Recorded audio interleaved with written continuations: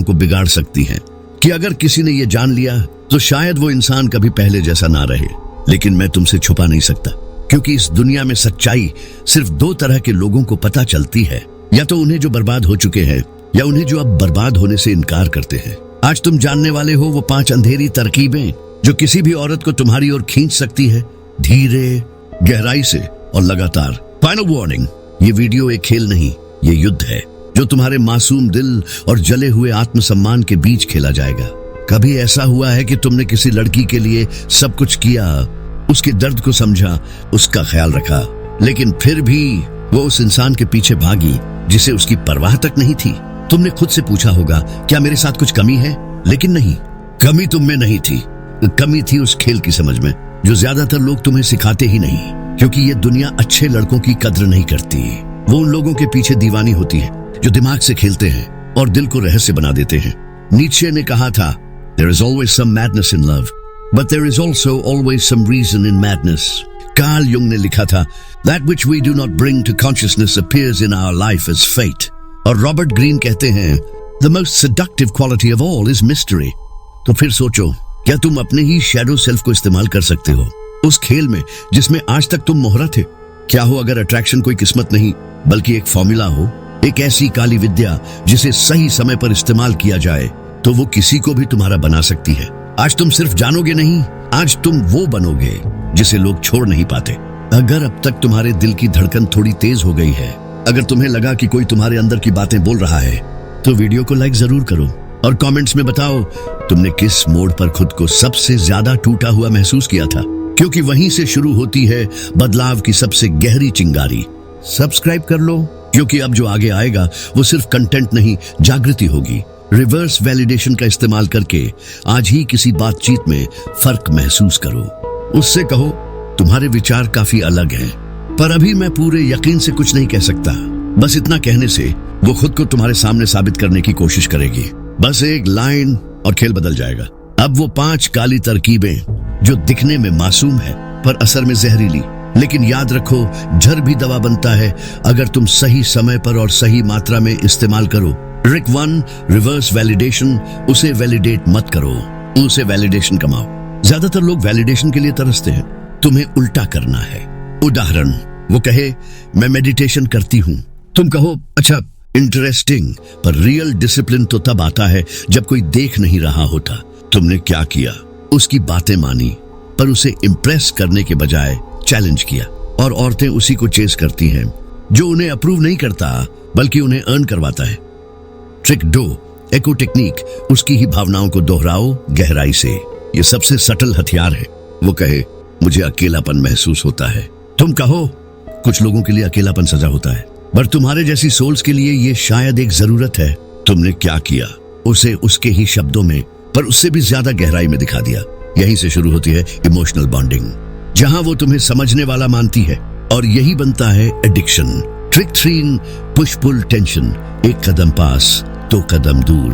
आकर्षण लिनियर नहीं होता, वो एक गेम है जहां तुम तकरीब और फिर दूरियत दो। उदाहरण, उसके साथ एक इंटेंस पल बिताओ और फिर एक दिन गायब हो जाओ। कोई एक्सप्लेनेशन नहीं, कोई जस्टिफिकेशन नहीं।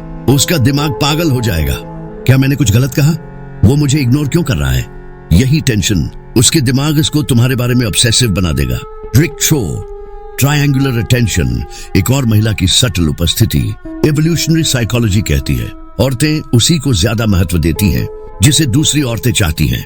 इसलिए कभी कभी किसी और महिला के साथ थोड़ा सा न्यूट्रल फ्लर्ट दिखा देना, या ये जता देना कि लोग नोटिस करते हैं, उसके भीतर कंपटीशन पैदा करता है। और जहां कंपटीशन होता है वहां इमोशनल इन्वेस्टमेंट तेजी से बढ़ता है। Trick 5, controlled mystery. सभी सवालों के जवाब मत दो। ह्यूमंस क्लैरिटी चाहते हैं, लेकिन मिस्ट्री उनको रोक नहीं पाती बल्कि खींचती है।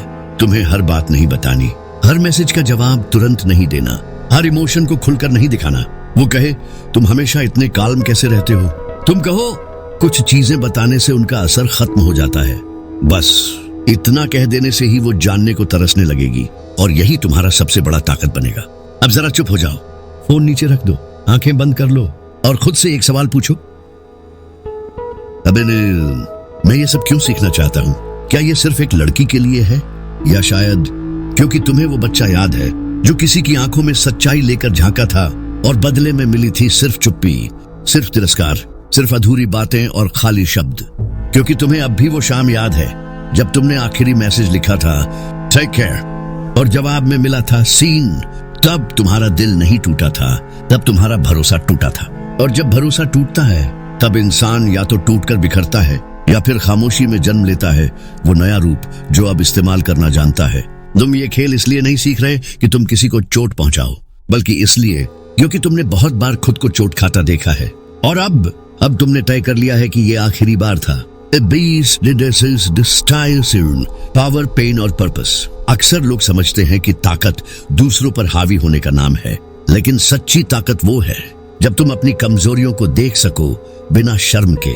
जब तुम जानो कि हाँ, तुम भी तरसे थे प्यार के लिए, तुम भी टूटे थे इंतजार में, लेकिन अब तुम तलाश नहीं कर रहे, तुम निर्माण कर रहे हो। अब तुम किसी के वैलिडेशन के भूखे नहीं हो, अब तुम वो बन चुके हो जिसकी वैलिडेशन खुद दुनिया मांगेगी। कार्ल युंग कहते हैं, The privilege of a lifetime is to become who you truly are. लेकिन तुम तब तक सच्चे नहीं बन सकते जब तक तुम अपने भीतर की छाया को स्वीकार नहीं कर लेते।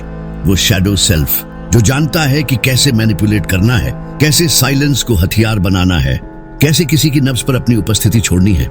ये तुम हो, तुम्हारा ही हिस्सा। तुमने बस उसे दबा रखा था क्योंकि दुनिया ने कहा नाइस बनो, स्वीट बनो। पर अब तुम समझ चुके हो कि नाइस होना बहुत बार तुम्हें इनविजिबल बना देता है। अब वक्त है विजिबल बनने का, उस अंदाज में जो नरम हो पर कमजोर नहीं, जो समझदार हो पर बेवकूफ नहीं, जो दिल से जुड़े लेकिन दिमाग से जीते। एक अंतिम प्रश्न, तो अब जब तुम्हारे पास ये 5 ताकतें हैं, ये मानसिक मंत्र, ये भावनात्मक हथियार, तुम इन्हें किसके लिए इस्तेमाल करोगे? क्या तुम भी इस खेल में एक और प्लेयर बनोगे, या वो बनोगे जो खेल के बाद भी अपनी आत्मा से आंख मिला सके? क्योंकि याद रखो, attraction is not about control, it's about self mastery. तुम उसे तब जीतते हो जब तुम खुद से हारना बंद कर देते हो। And now the world awaits. जाओ, उस दुनिया में उतर जाओ जहां तुमसे ज्यादा कोई तुम्हारा इंतजार नहीं कर रहा। पर अगर तुम सही चाल चलो तो पूरी दुनिया तुम्हारे इशारे पर घूम सकती है। बस एक बात याद रखना, चुपचाप बनो, गहराई से जियो और उसकी नींदों में दाखिल हो जाओ बिना दस्तक दिए। अगर ये वीडियो तुम्हारे अंदर कुछ जगह गया है, अगर तुम्हें ऐसा लगा कि ये शब्द तुम्हारे भीतर की आवाज है, तो लाइक करो ताकि मुझे पता चले कि तुम अब सो नहीं रहे। कमेंट करो कौन सी ट्रिक तुम्हें सबसे ज्यादा गहरी लगी और क्यों, और सब्सक्राइब कर लो, क्योंकि अगली बार हम बात करेंगे इमोशनल कंट्रोल की, जहां तुम सिर्फ खेल नहीं जीतते बल्कि नियम बदल देते हो।